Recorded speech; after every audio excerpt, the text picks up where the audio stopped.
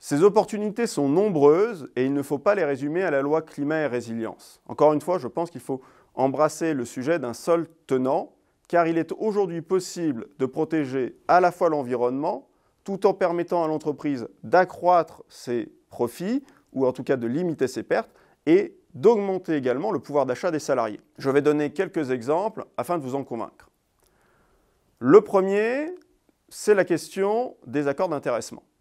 En matière d'intéressement, il est tout à fait possible de conclure un accord se fondant sur des critères environnementaux. Dès lors, si vous arrivez aux objectifs de cet accord, le salarié va percevoir un complément de rémunération, l'environnement va être protégé et l'entreprise va faire une économie. Tout le monde est gagnant. Ce même mécanisme de transition par la rémunération peut s'observer dans d'autres matières.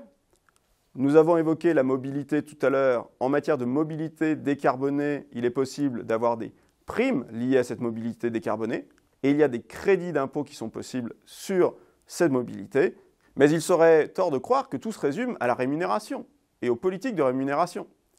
Ainsi, s'agissant des accords télétravail, qui eux aussi peuvent avoir un aspect environnemental important, eh bien c'est en qualité de vie que l'on pourra gagner, notamment pour le salarié. Avec pour l'environnement une réduction des émissions de gaz à effet de serre liées à la limitation des transports. L'entreprise, elle, va pouvoir réduire ses locaux et donc ses coûts fixes. On trouve également la possibilité pour le CSE d'agir en matière d'action sociale et culturelle. Ces dernières, qui sont uniquement à sa main, eh bien, peuvent permettre rapidement de réduire les coûts environnementaux. Je pense notamment à la gestion des cantines qui peuvent passer en bio, en local, en circuit court. Il y a de nombreux leviers et il convient aux acteurs de s'en saisir.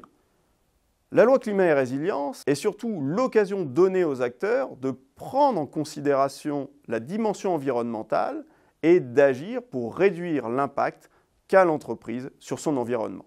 La loi climat et résilience ouvre également des opportunités et j'aimerais m'arrêter sur deux rapidement. Premièrement, sur la question de la gestion prévisionnelle des emplois et des compétences.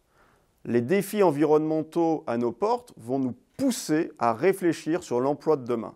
Les nouvelles dispositions sur la gestion prévisionnelle des emplois et des compétences vont permettre aux entreprises de mieux aborder cette transition environnementale en formant leurs salariés, en permettant de réorienter leur activité afin de limiter le nombre de suppressions d'emplois.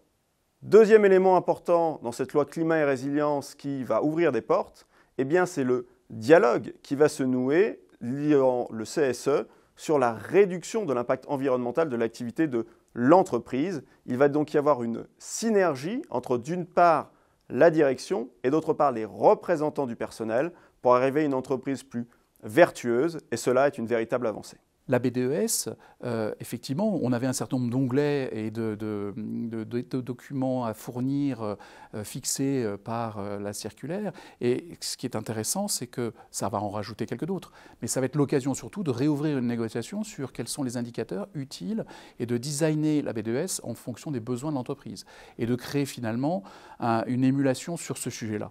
On a souvent des sujets de conflit en entreprise. Ça peut être aussi un sujet fédérateur et rassembleur, pourvu qu'en face, effectivement, et que côté direction et que côté représentant du personnel, on s'en donne la peine. Et ce qui est intéressant, c'est que vous avez de plus en plus de nombreux candidats, lorsque vous recrutez, qui vous posent la question, et vous, que faites-vous en tant qu'employeur contre le dérèglement climatique? Donc, forcément, que ce soit nous, employeurs, ou avec nos interlocuteurs, nos partenaires sociaux au sein de l'entreprise, nous devons de poser ces questions.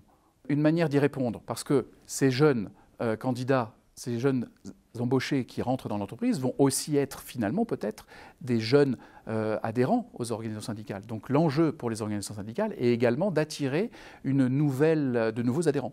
J'y vois également une opportunité en termes de GPEC, GEPP, savoir comment demain on peut développer les compétences des salariés sur ces sujets-là. De plus en plus, l'entreprise, dans le cadre de sa RSE, est attentive évidemment à ces sujets.